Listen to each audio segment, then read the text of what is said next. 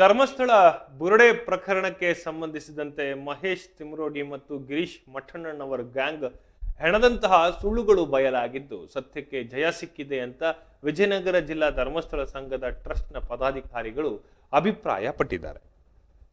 ಈ ಹಿನ್ನೆಲೆಯಲ್ಲಿ ಈ ಗ್ಯಾಂಗಿನ ಸದಸ್ಯರಿಗೆ ತಕ್ಕ ಶಿಕ್ಷೆ ನೀಡಬೇಕು ಅಂತ ಅವರು ಆಗ್ರಹಿಸಿದ್ದಾರೆ. ಜಿಲ್ಲಾ ಪೊಲೀಸ್ ವರಿಷ್ಠಾಧಿಕಾರಿ ಜಾಹ್ನವಿ ಅವರಿಗೆ ಮನವಿ ಸಲ್ಲಿಸಿದ ಬಳಿಕ ಮಾತನಾಡಿದಂತಹ ಟ್ರಸ್ಟಿನ ಪದಾಧಿಕಾರಿ ಪೂಜಾಯಿನಿ ಉಷಾ ಧರ್ಮಸ್ಥಳದ ಬಗ್ಗೆ ಹೆಣದಂತಹ ಸುಳ್ಳುಗಳ ಹಿಮಗಡ್ಡೆ ಕರಗಿ ಸಾಗರದಂತೆ ಹರಿದಿದೆ ಅಂತ ಕೂಡ ತಿಳಿಸಿದರು. ಈ ಕಾರಣದಿಂದ ಮಹೇಶ್ ತಿಮ್ರೋಡಿ ಮತ್ತು ಗಿರೀಶ್ ಮಠಣ್ಣನವರ ಗ್ಯಾಂಗಿಗೆ ಶಿಕ್ಷೆಯಾಗಬೇಕು ಎಂದು ಅವರು ಒತ್ತಾಯಿಸಿದರು. ಕೂಡ್ಲಿಗಿ ತಾಲೂಕಿನ ಪಟ್ಟಣ ಪಂಚಾಯಿತಿ ಅಧ್ಯಕ್ಷ ಕಾವಾಲಿ ಶಿವಪ್ಪ ಮಾತನಾಡಿ, ತಿಮ್ರೋಡಿ ಮತ್ತು ಅವರ ತಂಡ ಧರ್ಮ ಪ್ರಚಾರ ಕ್ಷೇತ್ರಕ್ಕೆ ಅಪಪ್ರಚಾರ ಎಸಗಿದ್ದಾರೆ ಅಂತ ಕೂಡ ಆರೋಪಿಸಿದರು. ಇಂತಹ ಕೃತ್ಯವೆಸಗಿದಂಥವರಿಗೆ ತಕ್ಕ ಶಿಕ್ಷೆ ನೀಡಬೇಕು ಅಂತ ಕೂಡ ಅವರು ಆಗ್ರಹಿಸಿದರು.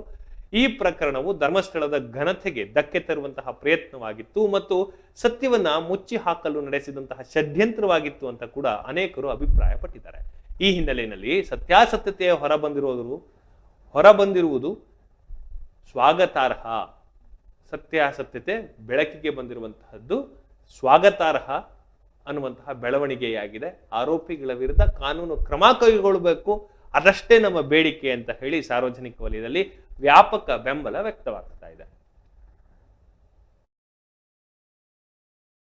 ನಾವೆಲ್ಲರೂ ಕೂಡ ಧರ್ಮಸ್ಥಳದ ಭಕ್ತರು ಮತ್ತು ಅಭಿಮಾನಿಗಳು. ಧರ್ಮಸ್ಥಳ ಇವತ್ತು ಸರ್ಕಾರ ಮಾಡ್ತಕ್ಕಂಥ ಕೆಲಸ ಕಾರ್ಯಗಳನ್ನ, ಅಭಿವೃದ್ಧಿ ಕಾರ್ಯಕ್ರಮಗಳನ್ನ ಪರಮ ಪೂಜ್ಯ ಡಾಕ್ಟರ್ ವೀರೇಂದ್ರ ಹೆಗ್ಗಡೆ ಅವರು ಇವತ್ತು ಒಂದು ಸಾಕಷ್ಟು ಅಭಿವೃದ್ಧಿ ಮಾಡ್ತಿದ್ದಾರೆ. ಕೆರೆ ಹೂಳು ತುಂಬಿಸಿದಿರ್ಬೋದು, ಅಥವಾ ನಮಗೆ ಶಾಲೆಗಳಿಗೆ ಗೆಸ್ಟ್ ಟೀಚರ್ ಕೊಡ್ತಕ್ಕಂಥದ್ದಿರ್ಬೋದು, ಕೆರೆ ಪ್ರತಿಯೊಂದು ಕಾರ್ಯಕ್ರಮಗಳು ಸರ್ಕಾರ ಮಾಡ್ತಕ್ಕಂಥ ಕಾರ್ಯಕ್ರಮ ಮಾಡ್ಕೊಂಡು ಬರ್ತಾ ಇದ್ದಾರೆ. ಅಂತ ಒಂದು ಸಂಸ್ಥೆಯ ವಿರುದ್ಧ ಕೆಲವು ಕಿಡಿಗೇಡಿಗಳು ತಿಮ್ರೋಡಿ, ಗಿರೀಶ್ ಮಠಣ್ಣನವರು, ಜಯಂತು ಮತ್ತೆ ಸಮೀರು ಅಂತರೆಲ್ಲ ಸೇರ್ಕೊಂಡು ಒಂದು ಮಸಿಬೇಡ ಅಂತ ಕೆಲಸ ಮಾಡಿದ್ರು. ಆದರೆ ಅವ್ರು ಮಾಡಿರ್ತಕ್ಕಂಥ ಪ್ರಯತ್ನ ವಿಫಲ ಆಗಿದೆ. ಹಾಗಾಗಿ ಅಂತ ದೊಡ್ಡ ಯಾತ್ರಾ ಸ್ಥಳದ ಮೇಲೆ, ಅಂತ ಒಂದು ನಂಬಿಕೆ ಕ್ಷೇತ್ರದ ಮೇಲೆ ಅಪಚಾರ ಮಾಡಿರ್ತಕ್ಕಂಥ ಕಿಡಿಗೇಡಿಗಳಿಗೆ ಕೂಡಲೇ ಕಾನೂನು ರೀತಿಯ ಕ್ರಮ ಕೈಗೊಂಡ್ರೆ ನಮ್ಮ ಕೋಟ್ಯಾಂತರ ಭಕ್ತರಿಗೆ ಸಮಾಧಾನ ಆಗ್ತದೆ ಅಂತ ಹೇಳಕ್ಕೆ ಈ ಒಂದು ಸಂದರ್ಭ ಇಷ್ಟಪಡ್ತೀನಿ. ಎಲ್ಲರಿಗೂ ನಮಸ್ತೆ. ಧರ್ಮೋ ರಕ್ಷತಿ ರಕ್ಷಿತ ಅಂತ ನಾವು ಕರಿತೀವಿ. ಯಾಕಂದರೆ ನಮ್ಮ ಭಗವದ್ಗೀತೆಯಲ್ಲೇ ಹೇಳಲಾಗಿದೆ, ಆ ಪರಮಾತ್ಮನು ಯಾವಾಗ ಧರ್ಮದಲ್ಲಿ ಯಾವಾಗ ಕಲ್ಮಶ ಉಂಟಾಗ್ತದೋ ಅಥವಾ ಧರ್ಮಕ್ಕೆ ಯಾವಾಗ ವಿರುದ್ಧವಾಗಿ ಈ ಸಮಾಜ ಅಥವಾ ಜನರು ನಡ್ಕೊಳ್ತಾರೋ ಆಗ ತಾನೇ ಈ ಭೂಮಿ ಮೇಲೆ ಬಂದು ನಾನು ಆ ಧರ್ಮವನ್ನು ರಕ್ಷಣೆ ಮಾಡ್ತೀನಿ ಅಂತ ಅನ್ನೋ ಒಂದು ಮಾತನ್ನು ಕೊಟ್ಟಿದ್ದಾನೆ ಆ ಭಗವಂತ. ಹಾಗೆ ನಮ್ಮ ಧರ್ಮಸ್ಥಳದ ಟ್ರಸ್ಟ್ನ ಮೇಲೆ ಮತ್ತು ಧರ್ಮಸ್ಥಳದ ಧರ್ಮಾಧಿಕಾರಿಗಳ ಮೇಲೆ ಧರ್ಮವನ್ನೇ ಜೀವನವನ್ನಾಗಿ ಮಾಡಿಕೊಂಡಂತಹ ಕಾವಂದರ ಮೇಲೆ ಯಾವಾಗ ಅಪಪ್ರಚಾರ ಮತ್ತು ದುಷ್ಟ ಆರೋಪಗಳನ್ನು ಹೊರಿಸ್ತಾ ಅವರ ಮೇಲೆ ಅಪಪ್ರಚಾರ ಮಾಡಿ ಸಮಾಜದಲ್ಲಿ ಒಂದು ಕೆಳಮಟ್ಟದಲ್ಲಿ ತರಬೇಕು ಅನ್ನೋ ಉದ್ದೇಶದಿಂದ ಕೆಲವು ದುಷ್ಟಶಕ್ತಿಗಳು ಆ ರೀತಿ ಕೆಲಸವನ್ನು ಮಾಡಿದವು.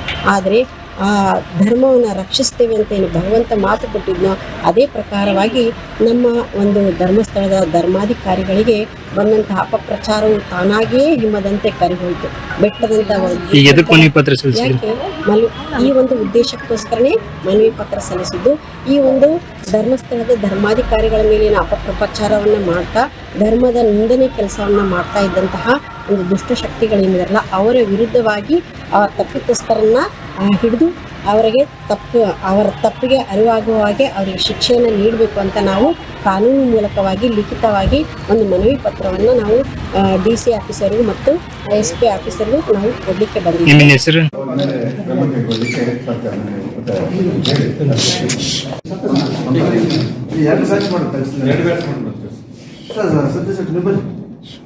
ಮತ್ತೆ ತೆಗಿತೀನಿ ಮೇಡಮ್ ಒಟ್ಟಿಗೆ.